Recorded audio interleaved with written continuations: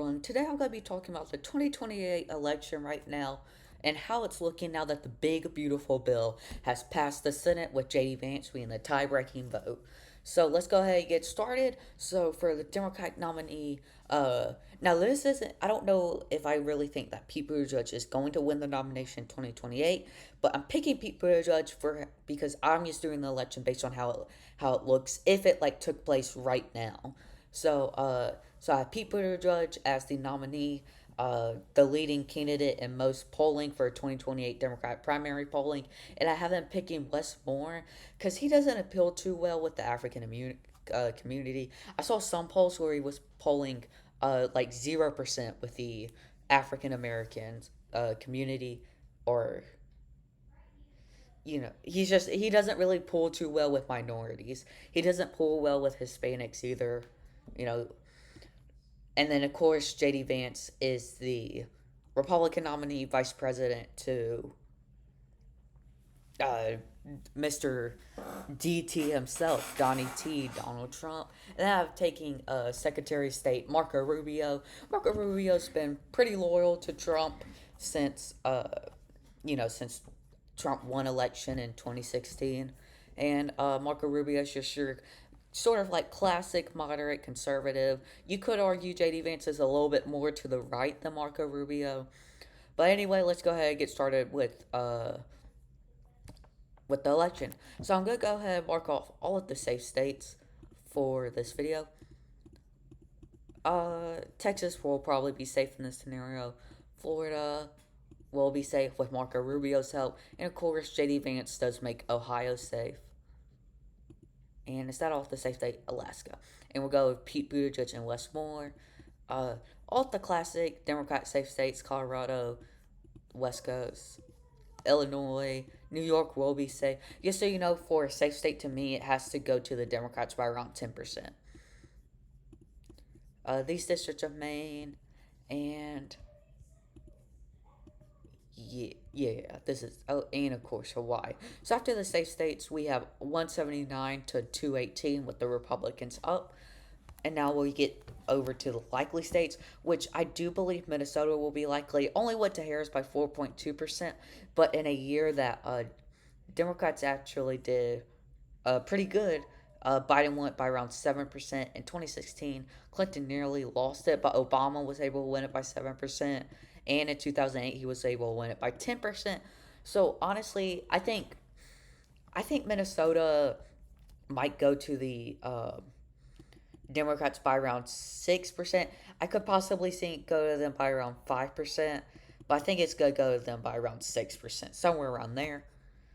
This district of Nebraska, I do think is likely. It went to Harris by around 5 points in the past election. In 2020, it went to Biden by 6.6. So, for my likelies, you have to be between 9 and 6%.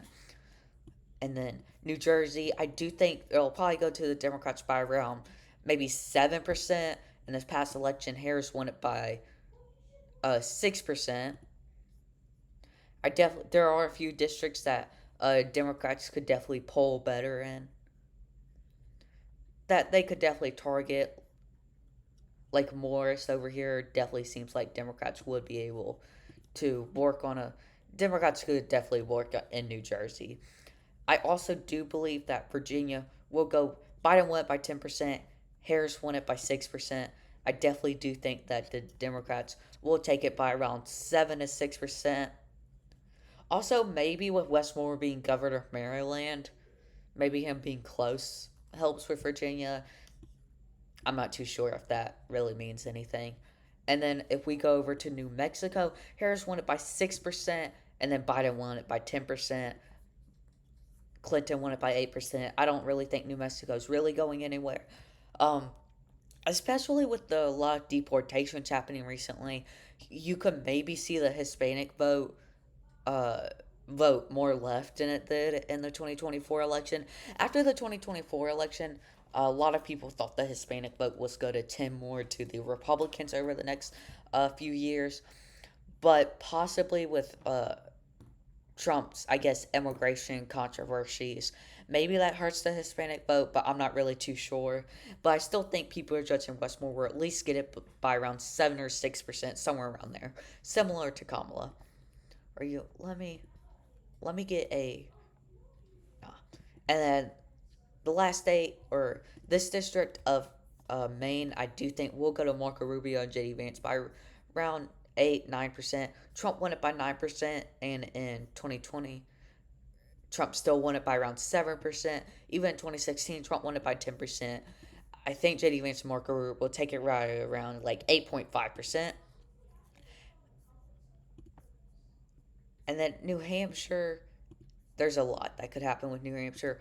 But honestly, I think New Hampshire's sort of tending to the left totally. So I do think New Hampshire will be safe, or not safe, likely for the Democrats possibly going to them by around 6%.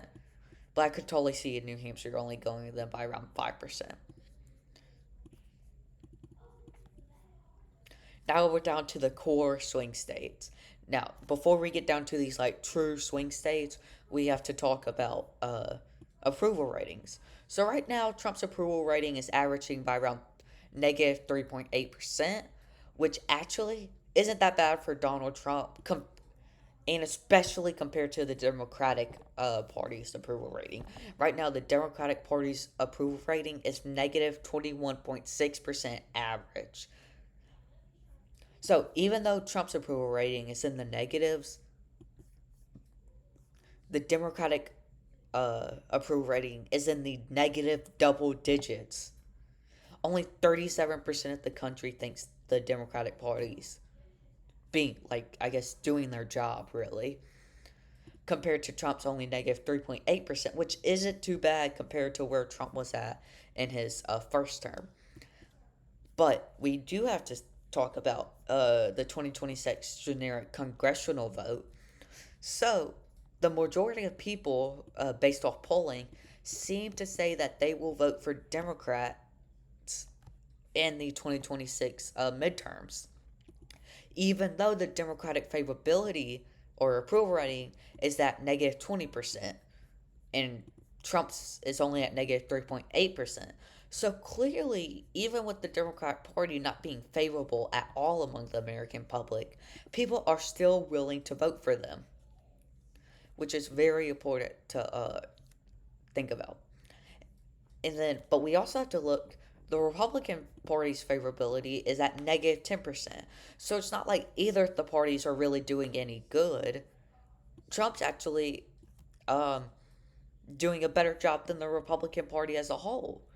So I do think that JD Vance and Marco Rubio do lose some points, uh, or sort of lose this Trump magic. Because I definitely do think if Trump's not running, you don't have this magic the where the incumbent or where JD Vance is a polling better than the Republican Party as a whole. I mean, this is 7 points better than the Republican Party. This is amazing for Trump. So, and also JD Vance doesn't really seem to have that character, that charisma that Trump has. Now, some of you might argue Trump doesn't have charisma, but it's very clear he does. The reason Trump won the 2024 election was because he went on these podcasts, he went on these talk shows, he went and talked to the news media. He went and just talked to the media, and people liked how he talked. You don't win if you put, like, imagine if, who's like a boring politician? Imagine if Nancy Pelosi ran. Nobody would vote for her. Imagine if Nancy Pelosi ran in 2020 election. Even if she had the exact same views as Biden, said everything exactly like Biden did. She still wouldn't have won. She wouldn't even get past Iowa because people just don't have this like icky feeling about her overall. So I do think JD Vance and Marco Rubio do lose some points for just not being Trump. So the first state I want to talk about is Arizona, which Arizona went to Trump by around 5.5% in this past election. And in 2020, whenever the first time in a while, I believe it didn't go to Republicans. We can go back all the way to the year. It was the last time a Republican or a Democrat won Arizona was in the 1996 election with Bill Clinton. And since then, it's been Republican ever since, besides Biden. And then Biden only won it by 20,000 votes, I believe, or close to that. Or, yeah, by around 20,000 votes, 0.31%. So as long as Trump's term isn't as unpopular as his first term was, and I think a large part of that was because of COVID, and also I think uh, Trump criticizing John McCain really didn't help him with Arizona. So as long as Trump doesn't say anything stupid about a popular politician in Arizona, I think Republicans have Arizona in the bag. And I think JD Vance and Marco Rubio will probably win it by around 2016 numbers, where Trump won it by around 3.6%. And then now the next thing I want to talk about is Nevada, which went to Trump by 3.1%, which is crazy because the last election it went to Biden by 2.4%. What's that? That's a 5.5 point swing. It even went to Clinton, and it even went to Obama. So Nevada has really been voting Democrat forever, but I do believe Nevada is shifting to the right. Trump pulls really well with non college educated men, which Nevada has one of the bigger populations of that.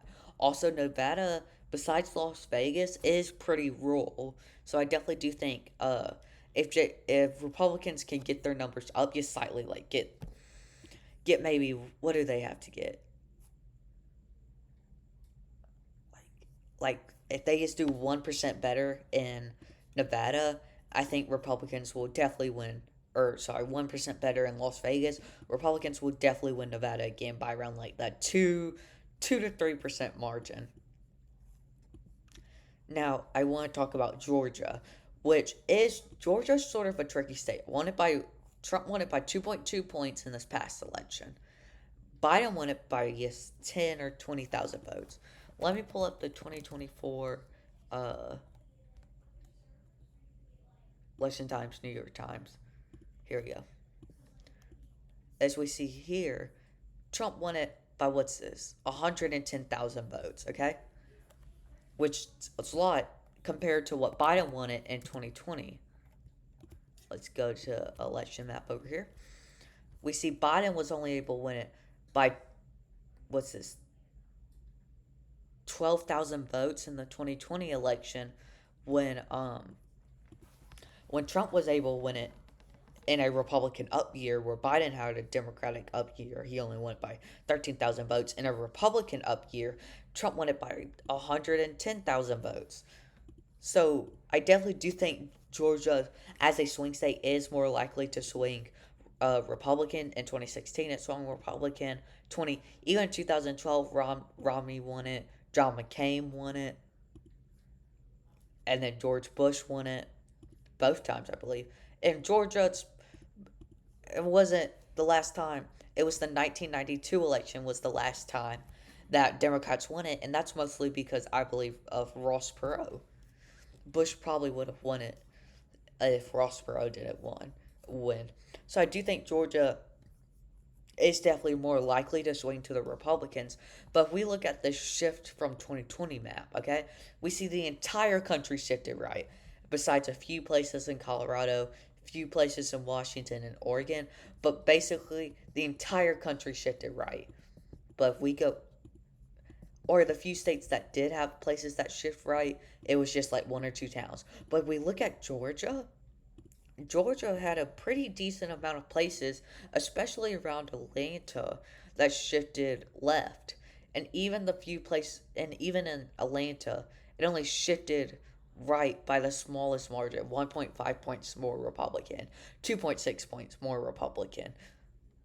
And even in like these big cities, Savannah, only 0.7 points more Republican. So I definitely do think that Pete Buttigieg and Wes Moore could win Georgia, but really it's kind of too early to tell. But the election was held right now. I will come back to Georgia. That's gonna be tough. I'll go ahead and go over North Carolina. North Carolina, it's easy for the Republicans to win. Even in a Democratic up year, Trump still won it by 1.2%. I don't think North Carolina is going anywhere. It's going to Republicans by around 2 to 3%. Now, I do want to talk about Pennsylvania. Pennsylvania depends a lot if Josh Shapiro's on the ticket or not.